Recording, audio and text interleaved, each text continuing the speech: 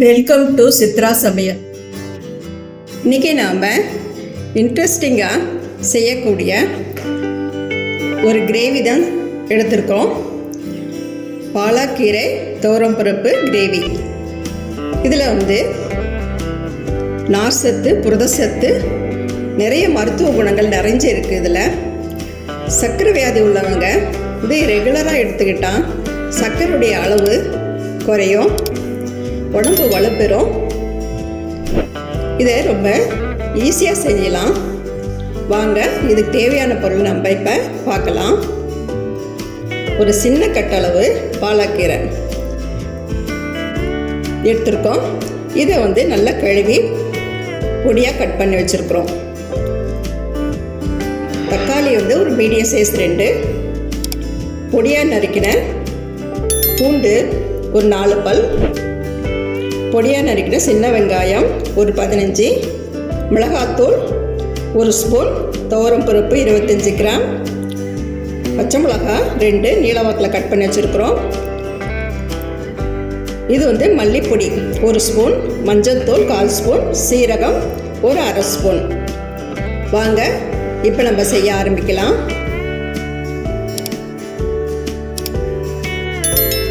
இப்போ நாம் குக்கரில் துவரம்பருப்பு, தக்காளி, மஞ்சத்தூள் போட்டு தண்ணி ஊற்றி ஒரு நல்ல குழைய வேக வச்சுக்கலாம்.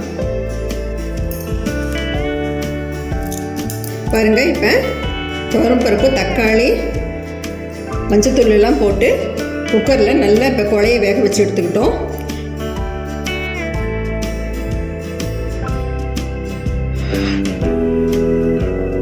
இப்போ அடுப்பில் ஒரு அடைச்சட்டி வச்சுக்கலாம். கேஸ் ஆஃப் பண்ணிக்கலாம். ஒரு 3 ஸ்பூன் எண்ணெய் விட்டுக்கலாம். ரீஃபைண்ட் ஆயில் எடுத்துருக்கேன், 3 ஸ்பூன் விட்டுக்கலாம். இதோட 1 ஸ்பூன் நெய் விட்டுக்கலாம். இது நெய்யில் கூட செய்யலாம், இன்னும் ரொம்ப டேஸ்ட்டாக இருக்கும். நான் ரீஃபைண்ட் ஆயிலும் நெய்யும் சேர்ந்து எடுத்துக்கிட்டேன். இது கொஞ்சம் காயிட்டும்.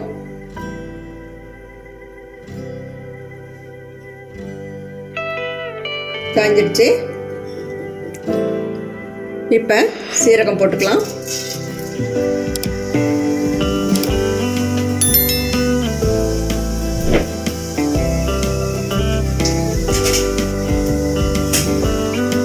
பொரியட்டும்.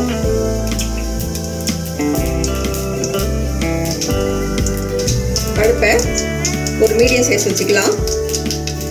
வெங்காயம் போட்டுக்கலாம். சின்ன வெங்காயம் கட் பண்ணி வச்சுருக்கோம்ல, அதை போட்டு கொஞ்சம் வதக்கிக்கலாம். கீரைக்கெல்லாம் சின்ன வெங்காயம் தான் ரொம்ப டேஸ்ட்டாக இருக்கும்.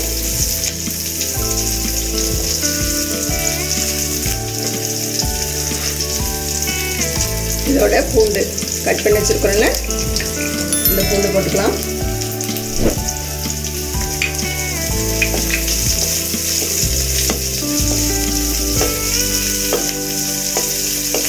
உங்களுக்கு பூண்டு வேணான்னா இஞ்சி கூட இதே மாதிரி சின்ன சின்ன பீஸாக கட் பண்ணி போட்டுக்கலாம், இன்னும் டேஸ்ட்டாக இருக்கும். அது உங்கள் விருப்பம். அது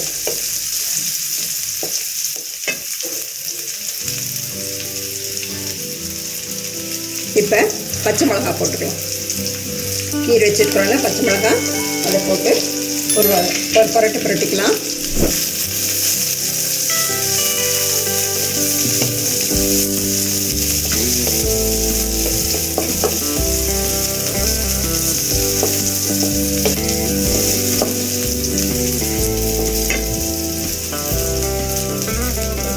இது கூட கொத்தமல்லி தூள்,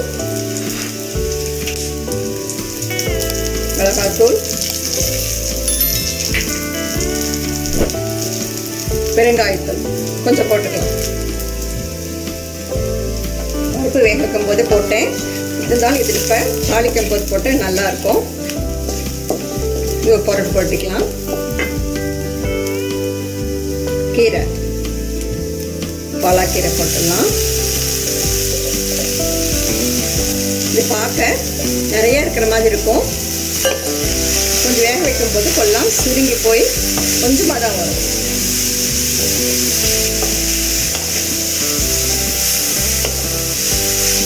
புரட்டிக்கலாம். ஒரு மணமாக வரும். இப்போ தேவையான உப்பு ஒரு ஸ்பூன் எடுத்திருக்கேன், சின்ன ஸ்பூனில் அதை போட்டுக்கலாம். கீரைலாம் வெந்தப்புறம் அப்புறம் டேஸ்ட் பண்ணி பார்ப்போம். உப்பு தேவைப்பட்டால் போட்டுக்கலாம். இப்போ இது கூட துவரம் பருப்பு வேக வச்சுருக்கோம்ல, அதை ஊற்றிடலாம்.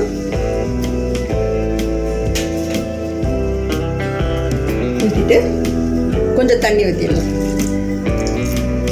கீரையெல்லாம் கொஞ்சம் வேகணும்ல, அதுக்கோசம் கொஞ்சம் கால் டம்ளர் தண்ணி விட்டுக்கலாம். இது வேகட்டும், ஒரு 5 நிமிஷம் வேகட்டும், அப்புறம் பார்க்கலாம்.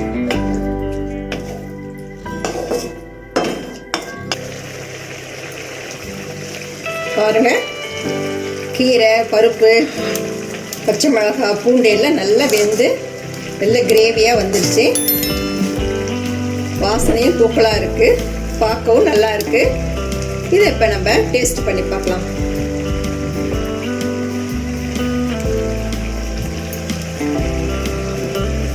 உப்பு காரம்லாம் சரியாக இருக்குது.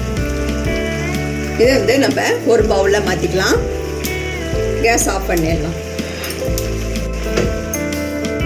இப்போ பாலக்கீரை துவரம்பருப்பு கிரேவி ரெடி ஆகிடுச்சு. ஒரு பவுலில் நம்ம மாற்றிக்கிட்டோம். ரொம்ப டேஸ்ட்டாக வந்திருக்கு. நீங்களும் இதே அளவோடு உங்கள் வீட்டில் செஞ்சு பாருங்கள், ரொம்ப நல்லா வரும். சின்ன குழந்தைங்க கீரை சாப்பிடாதங்கிறவங்க கூட கீரை சாப்பிடுவாங்க. சர்க்கரை வியாதிக்காரங்க வாரம் 3 முறை இது எடுத்துக்கிட்டால் சர்க்கரையுடைய அளவும் ரத்தத்தில் குறையும், ரொம்ப பிரிஸ்காக இருப்பாங்க. இந்த வீடியோ உங்களுக்கு பிடிச்சிருந்தா சித்ரா சமையலுக்கு லைக் பண்ணுங்கள், கமெண்ட்ஸ் பண்ணுங்கள், சப்ஸ்கிரைப் பண்ணுங்கள். உணவே மருந்து. மிக்க நன்றி. இந்த வீடியோ உங்களுக்கு பிடிச்சிருந்தா சித்ரா சமையலுக்கு லைக் பண்ணுங்க, ஷேர் பண்ணுங்க, சப்ஸ்கிரைப் பண்ணுங்க. உங்களுடைய கருத்துக்களை கமெண்ட் செக்ஷன்ல பதிவு பண்ணுங்க. உணவே மருந்து.